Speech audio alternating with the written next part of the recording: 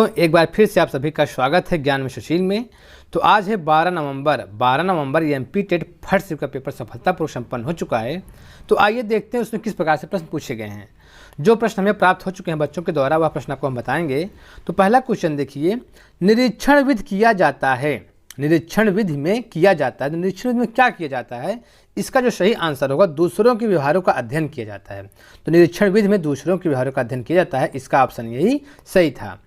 अगला क्वेश्चन देखिए जो पूछा गया था, शिक्षा का निस्पंदन सिद्धांत किसके द्वारा दिया गया था? तो शिक्षा का जो निस्पंदन सिद्धांत है किसके द्वारा दिया गया था? इसका जो करेक्ट आंसर था लॉर्ड मैकाले द्वारा दिया गया था। किसके द्वारा? लॉर्ड मैकाले द्वारा दिया गया था। ऑप्शन यही करेक्ट था। अगला क्वेश्चन देखिए जो एग्जाम में आया था, पृथ्वी पर अधिकांश ऑक्सीजन उत्पादित होता है। पृथ्वी पर जो अधिकांश ऑक्सीजन उत्पादित होता है तो कैसे होता है? शैवालों के द्वारा होता है। ठीक है, तो पृथ्वी पर अधिकांश ऑक्सीजन शैवालों के द्वारा उत्पादित होता है। ऑप्शन यही करेक्ट था। और देखिए जो अगला प्रश्न पूछा गया था, प्रतिभाशाली बच्चों का अपने क्षमता का एहसास होता है जब।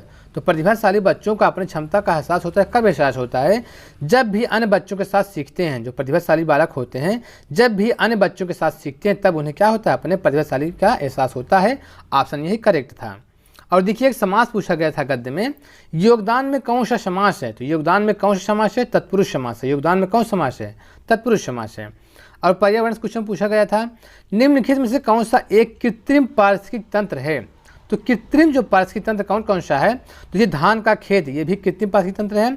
आम का बगीचा, एक्वेरियम, ये सब क्या है? ये सब जो है कृत्रिम पारिस्थितिक तंत्र है। ऑप्शन यही करेक्ट था। अब जो ऑप्शन में होगा, ठीक है। अगला प्रश्न, मूल्यांकन का उद्देश्य होता है। मूल्यांकन का उद्देश्य क्या होता है? उत्पादक जीवन जीने के लिए शिक्षा किस सीमा तक तैयार कर पाई है का पुष्टि पोषण प्रदान करना, यही जो है मूल्यांकन का मुख्य उद्देश्य होता है। और देखिए जो अगला प्रश्न पूछा गया था, आया था एक अर्थ पूछा गया था, नितांत शब्द का अर्थ है। तो नितांत शब्द का अर्थ क्या है? बिल्कुल होता है, बिल्कुल। ठीक है, यहाँ पे आधा ला है, बिल्कुल। तो नितांत शब्द का अर्थ होता है बिल्कुल होता है। ऑप्शन यही करेक्ट था।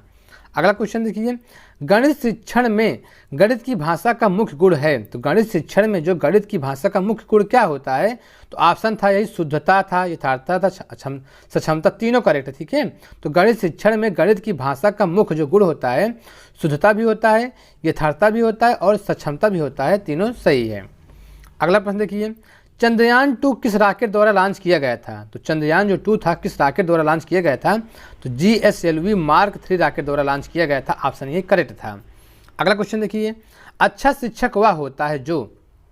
तो अच्छा शिक्षक कौन होता है? तो अच्छा शिक्षक वह होता है जो रोचक तरीके से पढ़ाता है ताकि बच्चों को पढ़ाई में मजा आए। ठीक है, तो अच्छे शिक्षक क्या होता है? ये गुण होता है, रोचक तरीके से पढ़ाता है ताकि बच्चों को पढ़ाई में मजा आए। ऑप्शन ये करेक्ट था। अगला प्रश्न देखिए, वन महोत्सव सप्ताह कब मनाया जाता है? तो वन महोत्सव सप्ताह कब मनाया जाता है? 1 जुलाई से 7 जुलाई के बीच जो है वन महोत्सव सप्ताह मनाया जाता है। ऑप्शन ये करेक्ट है। अगला प्रश्न, असफलता में उपसर्ग है। तो असफलता में कौन सा उपसर्ग है? आ उपसर्ग। ठीक है, असफलता में आ उपसर्ग है। ऑप्शन ये करेक्ट था।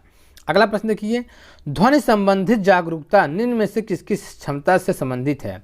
तो ध्वनि संबंधित जो जागरूकता होता है किसकी क्षमता संबंधित है? इसका जो आंसर होगा ध्वनि संरचना पर चिंतन करना व उसमें हेरफेर करना, यही ऑप्शन इसका करेक्ट था। अगला प्रश्न, पढ़ने की कुशलता का विकास करने के लिए जरूरी है कि। तो पढ़ने की कुशलता का विकास करने के लिए क्या जरूरी है? बच्चों को विविध प्रकार की विषय सामग्री उपलब्ध कराई जाए, यही ऑप्शन करेक्ट है। अगला प्रश्न देखिए, शिक्षार्थी जो सीख चुके हैं उसे दोहराने अथवा याद करने में सहायता करना महत्वपूर्ण है। क्योंकि पूर्व ज्ञान को नई जानकारी से जोड़ना अधिगम को बढ़ावा देता है। क्योंकि पूर्व ज्ञान को नई जानकारी से जोड़ना अधिगम को बढ़ावा देता है। ऑप्शन ये करेक्ट था। विषाद का पर्यायवाची है विषाद। विषाद का पर्यायवाची क्या होता है? दुख। ठीक है, विषाद का पर्यायवाची पूछा गया था, क्या होता है? दुख होता है। अगला प्रश्न देखिए, पियाजे ने किसी बच्चे के विचारों में नए विचारों के समावेश हो जाने को क्या कहा है? ठीक है, पियाजे ने बच्चे के विचारों में नए विचारों का समावेश हो जाने को क्या कहा है? तो सात्वीकरण कहा है। क्या कहा है? सात्वीकरण कहा है। देखिए पियाजे से 2 क्वेश्चन पूछा गया है। अगला प्रश्न, नवीन विकसित विज्ञान की कौन सी शाखा जैव विविधता के लिए सब खतरे की घंटी है? तो नवीन विकसित विज्ञान की कौन सी शाखा जैव विविधता के लिए खतरे की घंटी है? तो कौन है? जैव प्रौद्योगिकी है। क्या है? जैव प्रौद्योगिकी है, यही ऑप्शन करेक्ट था। अगला प्रश्न देखिए, मूल्यांकन से पूछा गया था, शैक्षिक विकास में मूल्यांकन का अर्थ है। तो शैक्षिक विकास में मूल्यांकन का अर्थ क्या है? तो छात्रों की प्रगति का आकलन, छात्रों की प्रगति का आकलन, यही क्या है? शैक्षिक मूल्यांकन का अर्थ है। मास्लो की आवश्यकता पदानुक्रम सिद्धांत के अनुसार कौन सी आवश्यकता सबसे अंत में पूरी होती है? तो कौन सी आवश्यकता सबसे अंत में पूरी होती है? आत्म यथार्थता सबसे अंत में पूरी होती है, यही ऑप्शन करेक्ट है। अगला प्रश्न, आंखों में जलन, दमा, खांसी, फेफड़ों के रोग तथा सिर में दर्द के लिए कौन सा गैस जिम्मेदार है? तो कौन सा गैस जिम्मेदार है? सल्फर डाइऑक्साइड या SO2 गैस जो होता है जिम्मेदार है। इसी को क्रैकिंग गैस भी कहते हैं। तो क्रैकिंग गैस कहते हैं, SO2 को क्रैकिंग गैस भी कहते हैं। अगला प्रश्न, DRDO दिवस कब मनाया जाता है? तो 1 जनवरी को। DRDO दिवस जो है 1 जनवरी को मनाया जाता है। अगला प्रश्न देखिए, शिक्षण से अधिगम पर बल देने वाला परिवर्तन हो सकता है। तो कैसा परिवर्तन हो सकता है? बाल केंद्रित शिक्षा पद्धति अपनाकर, बाल केंद्रित शिक्षा पद्धति अपनाकर।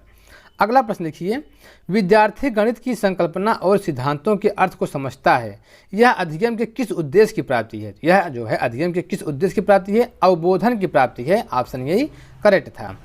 अगला प्रश्न देखिए, निम्न में से कौन सी संस्था सामाजिक परंपराओं के हस्तांतरण में सबसे अधिक योगदान करती है? कौन सी संस्था है जो सामाजिक परंपराओं के हस्तांतरण में सबसे अधिक योगदान करती है? तो परिवार है। क्या है ऑप्शन? परिवार, इसका ऑप्शन करेक्ट था।